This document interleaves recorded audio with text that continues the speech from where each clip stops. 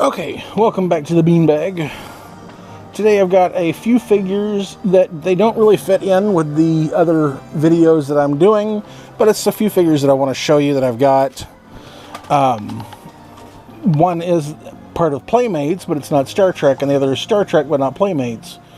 So, as I've mentioned briefly in some of the other videos, one of the lines of figures that can be used for custom making figures was the seaquest DSV line of figures,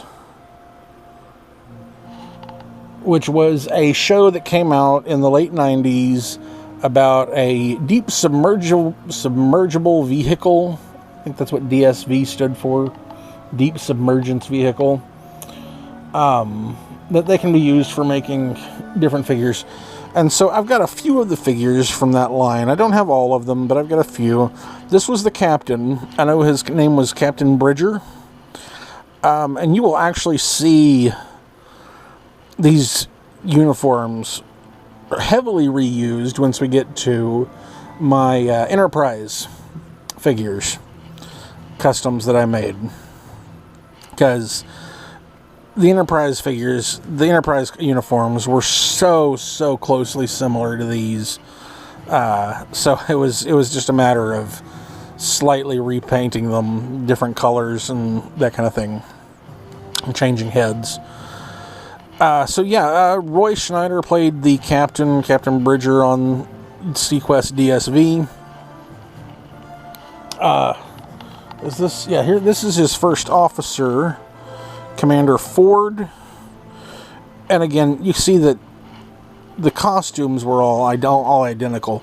Now, one of the things I loved about these is that, unlike the Star Trek figures, the way that the hips were assembled allows for the hips to bend straight forward.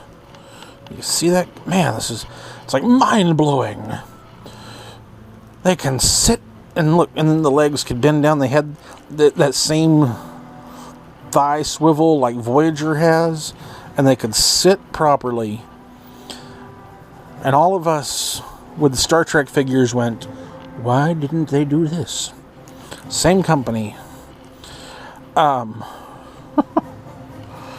So, yeah, that was Commander Ford. Then the Chief of Security during the first season of the show, which I mentioned him before when I showed Commander Argyle from the first season of Star Trek The Next Generation. This was Lieutenant Crocker, which you see the face is so very similar to the Commander Argyle, but he's wearing this baseball hat. And so a lot of people, they take this head, cut the hat off, and sculpt on the hair like you saw in that figure.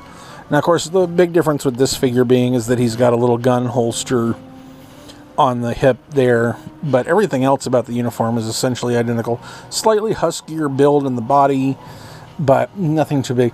One of the other big things on of a character on seaquest was they had the teen heartthrob Lucas Wallencheck, which this is a huge favorite amongst custom builders because of the jacket. This jacket can be used to make so many figures. Unfortunately, the legs, really only a couple have been figured out what can be done. If you remember my Scotty in the dress uniform, this is the legs I used, because the kilt could cover the... And I did actually paint these black. I painted his shorts entirely black, so if somebody was to get frisky and look under there. But other than that, this jacket is such a great look that can be used for a lot of different characters throughout all of the shows. I know I've seen this jacket get used for... I cannot remember. It was one of the songs that Brent Spiner played during Star Trek Enterprise. Alton? Was that Alton's song? Somebody will probably correct me if I've got it wrong. In Enterprise, he wore... It was a jacket that looked almost exactly like this, but it was a sort of greenish color. And I've seen it for a few others as well. So yeah, that's 4 of them that I have. There was several more in that line, but that's the only ones that I've got right now. Now, I've also mentioned the Galoob figures back in 1987, 88, when Star Trek The Next Generation first started.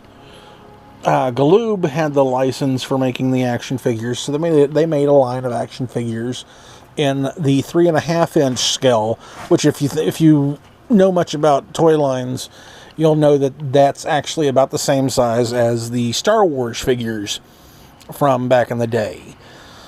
And that was kind of their intention, was for them to be able to, for kids to be able to match up with those. And the figures overall weren't too bad.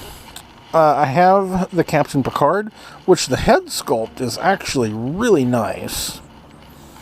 It very much evokes Patrick Stewart. Again, why Playmates? Having this beforehand, that hip joint where they can sit down like a proper person. Now, their arms couldn't move. All of them were stuck with this pose of they had a phaser in one hand, and their other hand was usually like a fist or something fairly simple. So that what that ended up meaning is that if you had Picard sitting in the chair in command, he was sitting there pointing his phaser at the screen. It's like, don't say anything wrong, or the captain might shoot the screen. The only other one I've got, I do actually have a... I've got another one, and I can't remember what it is that I've got on box card. I think I've got another Geordi on box card. But anyways, as you can see, the hand thing, it's the exact same, but it's flipped, so that Geordi's got a phaser in his left hand, and he's making a fist with his right. But again, the head sculpt is really nice on these. And it carries really quite well. Again, he can sit like a proper person. So, yeah, and then the last figure I've got to show you, and I'm actually drawing a blank. Does it say on here? I think Galoob might have done these. I'm pretty sure it was back in 1979 for Star Trek The Motion Picture. They made these 3.5-inch, which, let me grab this real quick. For some reason, Spock is a little bit shorter than Captain Picard. I don't know that that's accurate. But yeah, this is a Star Trek Motion Picture figure of Spock, which the thing about it is that they only made a handful of characters. They made Kirk, Spock, McCoy, Ilea, and Scotty, I think, was the only crew members that they made, if I recall. And then they made a handful of aliens as well in this scale. But for all of the uniforms, like they had, like, the Ilea figure was wearing a bright yellow uniform. And yeah, Spock did technically wear gray, but it was, the whole uniform was the same color gray, and it didn't have a little black belt piece. Only the little buckle itself was black. And of course, you see that the eyes have pretty much rubbed it, and even the eyebrows are starting to come off. But I mean, this figure's over 40 years old. But honestly, other than the paint rubbing off, the sculpt itself is actually quite good. They just could have done a better job with the paint. But that is all of those that I've got for you today. So if you were ever interested, and then, like I said, I've seen people actually take these figures and convert them into Nog, which, to give you an idea of what that would look like, sort of, it would end up coming out something like this. which to me feels like it would be a little bit short for Nog.